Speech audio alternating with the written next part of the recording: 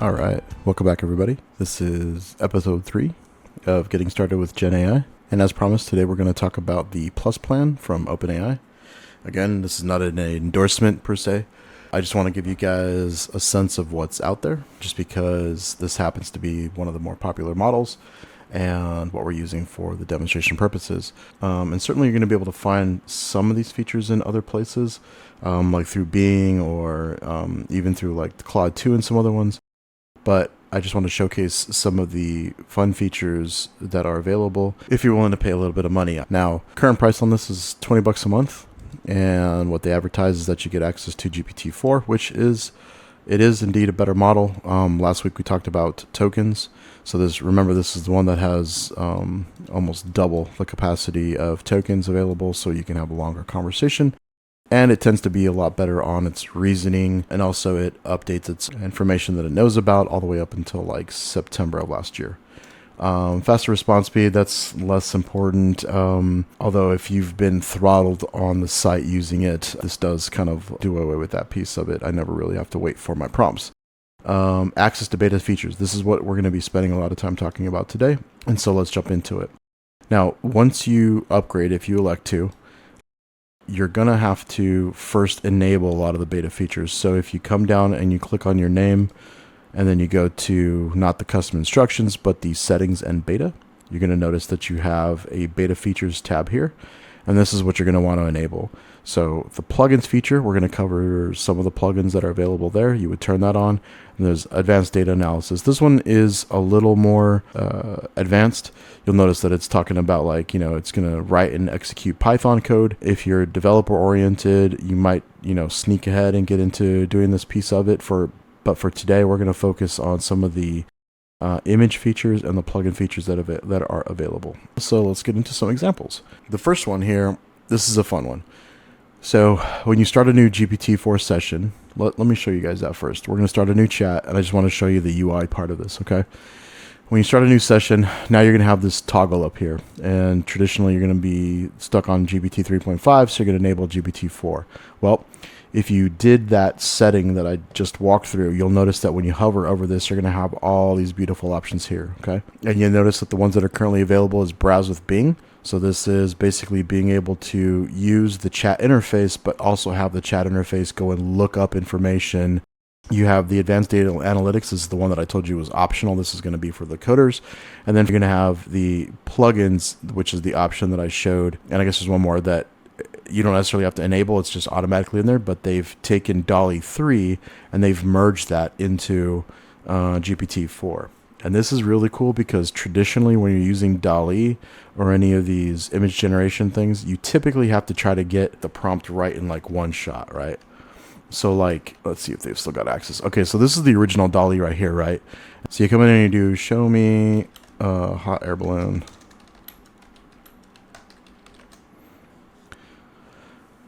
And a lot of these things will basically go through, take your prompt, and depending on what you type in, it's going to show you sort of like a plethora of images to select from. So here you go. We got 4 images to work with. And you'll notice that you typically have a tougher time trying to modify these things because you can't really have a conversation about it.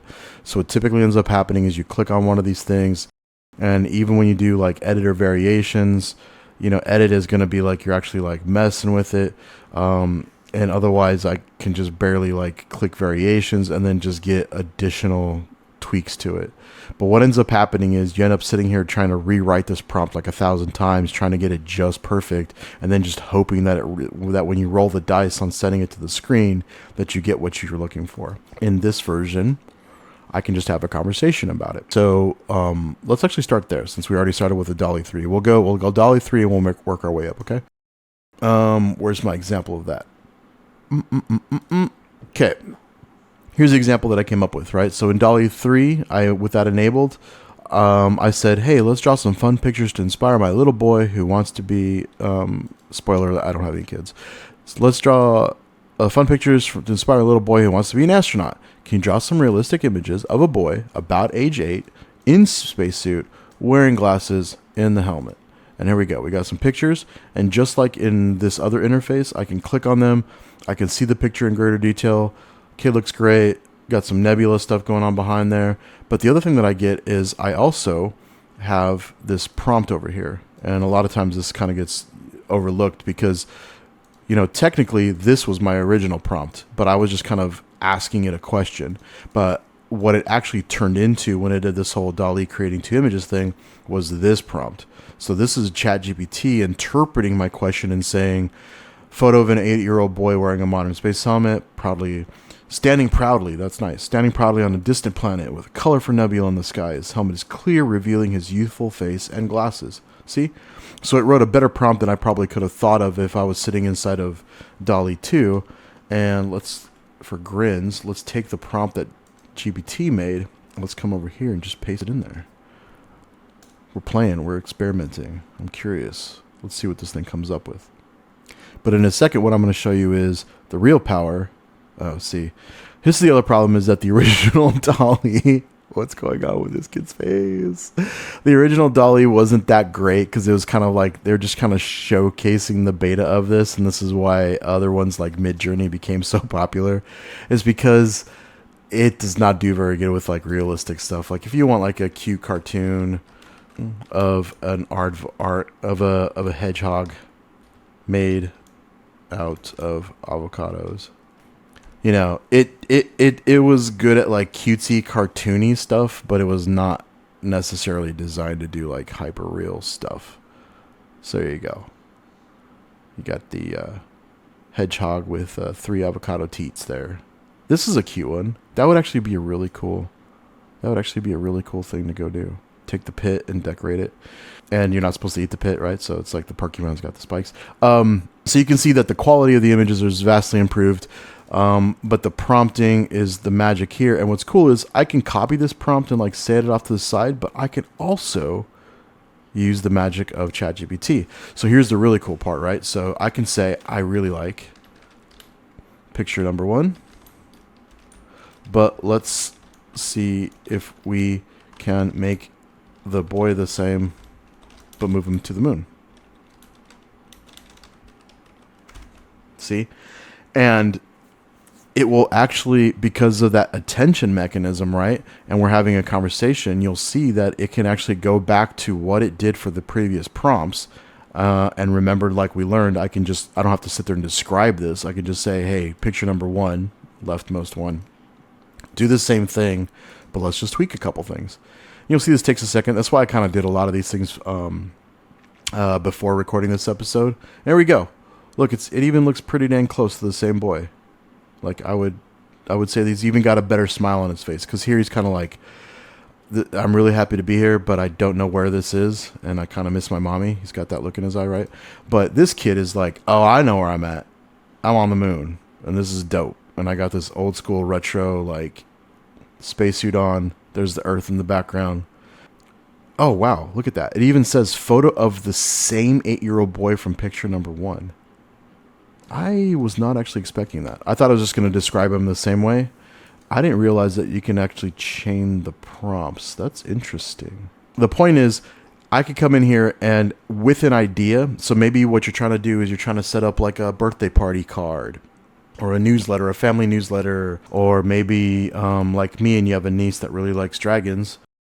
Draw me some cool cartoon art of dragons that look similar to the ones from Wings of Fire, right?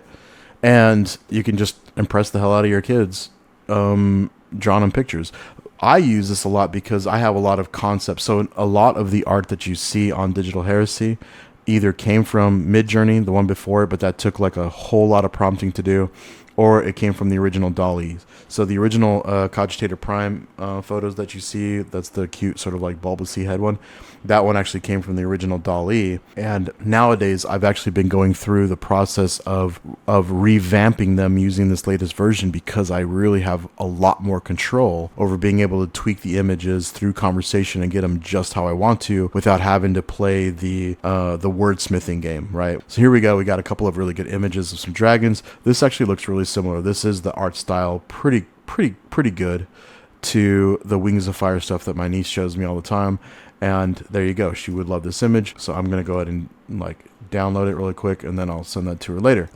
This one a little less so, but it's still a pretty cool dragon. And that's the beauty of this mode.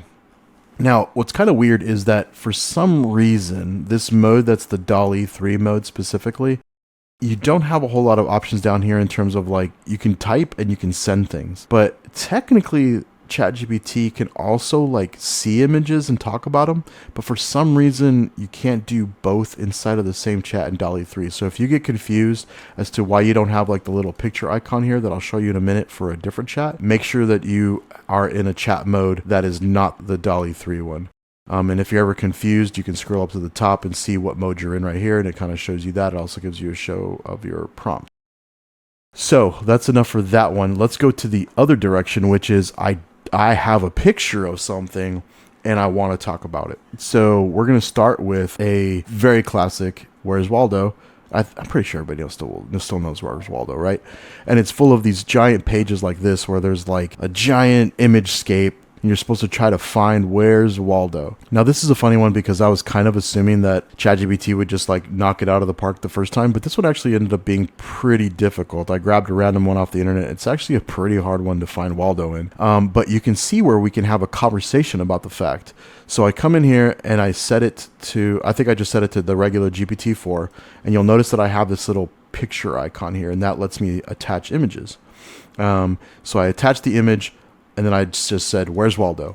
So first of all I did was say, Where's Waldo? So it's like, oh, you give me the Where's Waldo illustration. He's known for hiding in crowded scenes, and the goal is to find him. Let me take a close look. And it says, I can't find him. And then I was like, weird. I was like, try again. I think the reason why I said try again is because the first time I uploaded this image, it wasn't very detailed. It was like a thumbnail version of it. Another thing you can do inside of these chats in a lot of cases is you can actually edit the chat real quick and have it regenerate a piece of it. And so I think I uploaded it and I said, hey, can you try again? And it says, all right, let me give it another shot. And it says, nah, I still can't find it. And so then I just brought the image up and I sat here for way too dang long. And you'll notice that, let me find him again. He is standing right here. This is really hard to tell. And I don't know if you could tell on the screen. You might have to like blow it up. But look what they did. They put him behind a freaking blanket. And then there's like a whole bunch of people like crowded in and around him. So it just looks like a nebulous like blob. It's where you can't even really see the red and white stripes. And I said, okay, it took me a while, but I found him. He's in a pretty dense spot. Can I give you a clue? And it was like, oh, sure. If you give me a cropped image of the thing, I'll do blah, blah, blah. So then I sent him a second picture. And this, all I really did was just bring this up and I did a screenshot and just like cropped in on it. And now this is a little clearer. Look at this. This is kind of cheating. I mean, look at him. They even like drew him kind of crappy, right? So here he is standing right here. But I mean, they really tried to like obfuscate him. So now I don't feel so bad that it couldn't pick it up on the first try. But notice, and it says, he's hiding inside the striped changing booth tent on the right side. So this really shows that it's actually looking at this picture. In a lot of cases, when you upload a picture like in Midjourney and you say, hey, what is this a picture of? A lot of times what you get back is just a summary. So a summary for this might say like, it appears to be a cartoon photo of a bunch of people standing on the beach. There are some tents and some blankets and some water in the top part. You'll get this like generalized thing behind the scenes, but looking at this sentence, it is very clear that it is able to scan freaking pixels because he is talking exactly to this striped changing booth tent on the right side of the cropped image. So I think he fell for the guy that's standing inside of this changing booth, but look at how descriptive that was. On the right side, in a changing booth, it's striped, and he's hiding inside of it. That's clever. So then I'm like, oh, not quite. I can see why that would be confusing. I said scan left a bit. Now look at this. I'm just giving him like relative directions. I'm giving the chat relative directions in a freaking image, and it's like, oh, I apologize. After scanning a bit, I found him. Waldo is lying down between two beach towels, slightly above the middle of the cropped image. He's near the blue and white umbrella, and just below a group of horses. That is a hell of a specific thing. So where does he think he is? Here's the horses. See, the blue and white umbrella is like over here.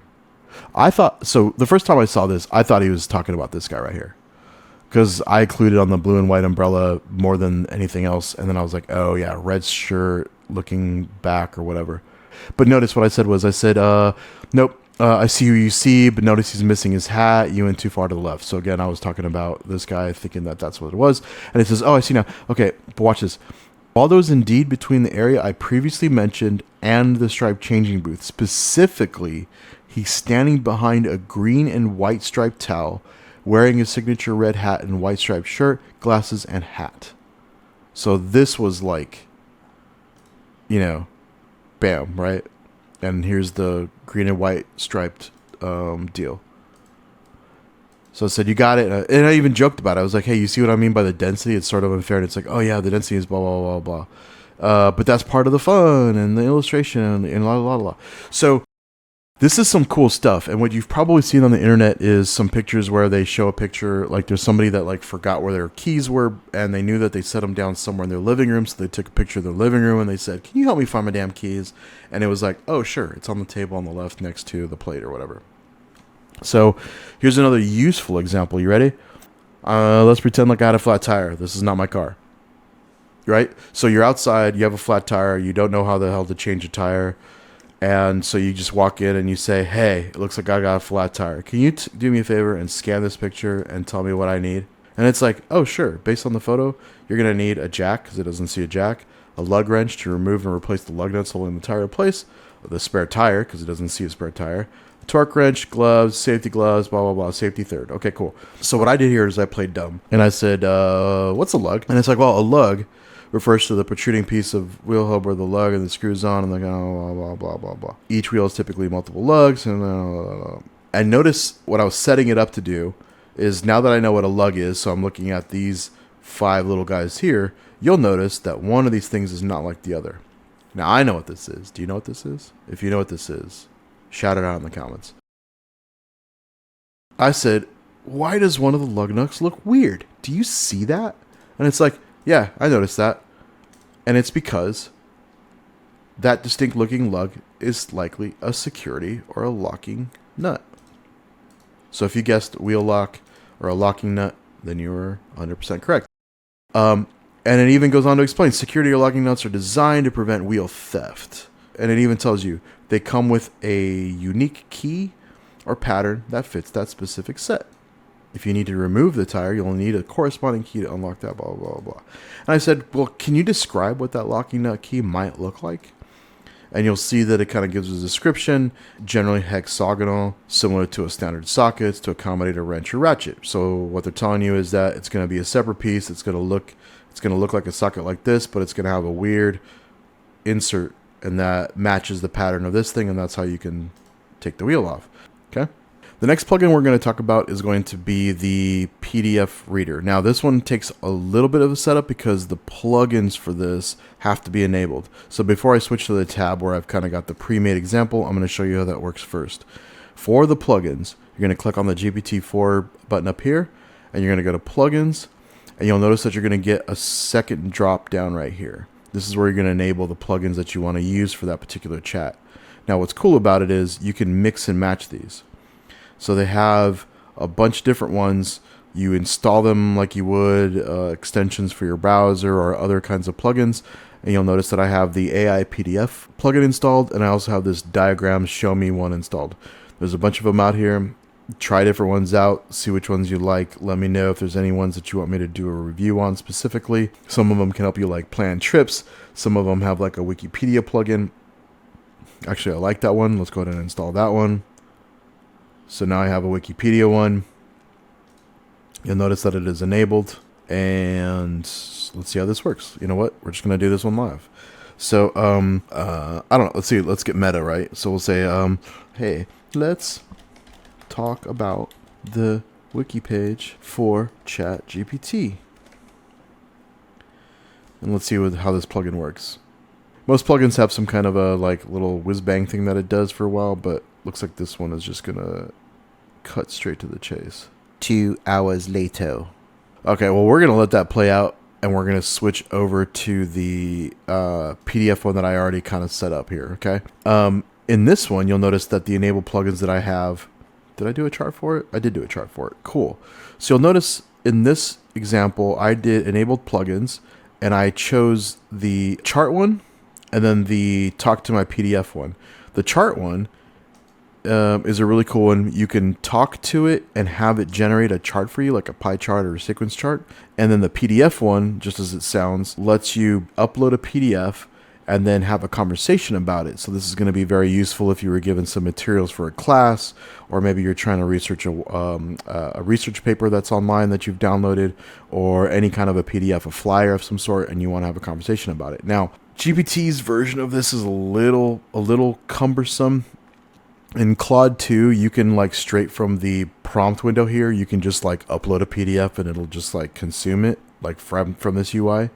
This plugin has its own sort of like thing, and I'm not necessarily like upset at it, but you have to basically go and create this like AI drive thing for like a half a second. I was able to just create it using a Google account login. So I just clicked on Google and just chose like my Google account.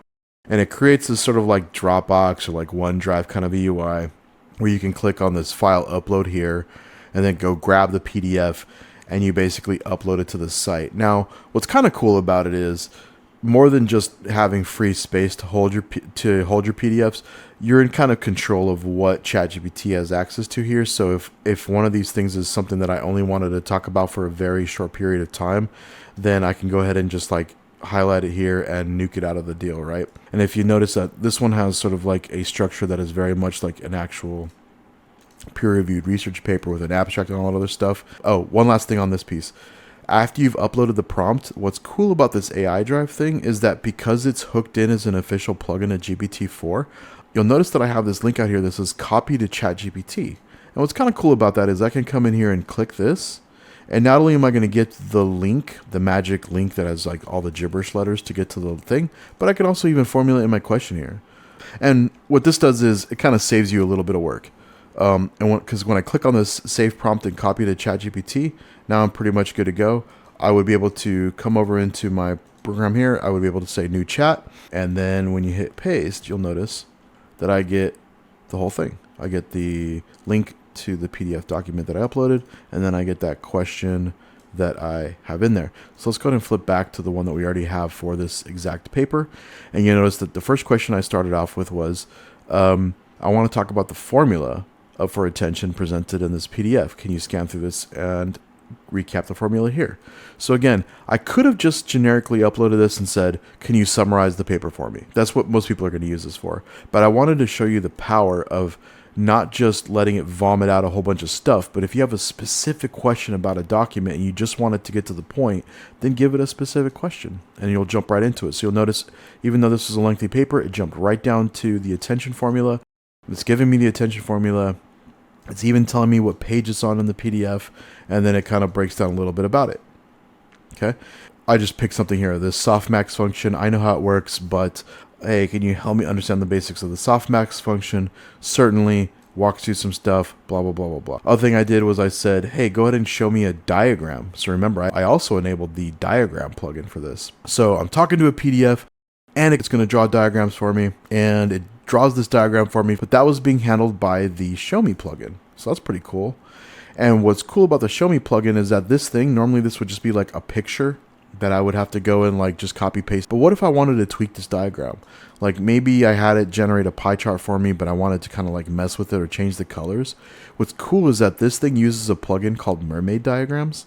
And so I can go to edit diagram online. You notice that when I click that, it takes me out to this cool UI. So this is Mermaid. This is the actual diagram software that exists outside of GPT-4. And you notice that I've got my diagram here. All of this is being done through text. Let's say I wanted to add another box. So I come in here and I say, next best word or something like that. See? So you notice that I can sit here and mess with this stuff all day long, and I can get the chart to update. So this is really useful if you're working on a presentation and you need to get some graphics out there, but you also want to be able to come back to this later and tweak it along the way. This website also gives you some sample diagrams for different kinds of things like pie charts, sequence diagrams, right? Alice and John conversation. How does that work? Cool. Okay. The last one we're going to cover tonight is going to be the browse with Bing. So this is basically like Chat GPT 4, but you're not locked into the time scale that it was designed into. Now you have the ability to browse the internet. And so maybe I might do something like, hey, I'm planning on going on vacation. What seems to be the most popular spots to hit inside America for 2023? You notice it's going to do like a little Bing browser thing. So now it's searching the web, and it's going to take a second. And notice that it's doing a bunch of like reading and browsing and reading. So reading, checking Forbes. So this is a little bit more than just like what you get out of going to Bing.com. I could come here and I can say like top places to vacation in USA 2023, right? I could do this. So here you go. Here's the other way around, right? So I'm going to Bing, and now this is basically Chat GPT 4 shoved in there. Let's see what the browser is doing. So we've got, in 2023, there are several popular vacation spots in the United States, catering to a variety of preferences. Here are some of the highlighted destinations. Phoenix, Arizona comes in at number 1. Let's see what Bing said. Bing said Glacier National Park, Maui, Grand Canyon. So they gave different answers. I don't know which one's better or worse. This one's according to News Travel. Let's see if we get like a sites sourced here with this one. We don't get to do that. Let's see if we can ask it. Coolest. Where did you source your top 4 from? So there you go. So Phoenix, Arizona. Forbes said that one was a good one. Central Coast was also Forbes. Juneau was listed by Timeout and Timeout. So it basically pulled it from 2 primary sources. This one's got Forbes on there too. Let's go validate it according to the experts. What do we got? Where's my list? Yeah, there you go. Phoenix, Arizona.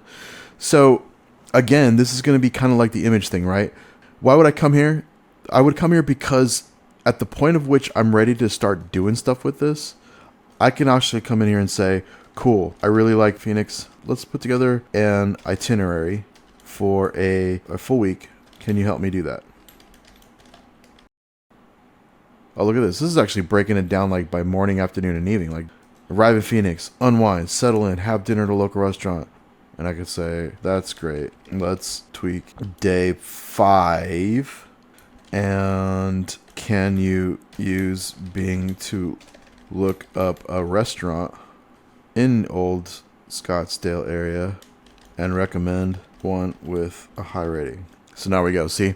So we kind of got away from Bing for a little while because it certainly knows enough about Phoenix to kind of recommend some good stuff. So now you're relying on the language model, its knowledge, automatic knowledge, right?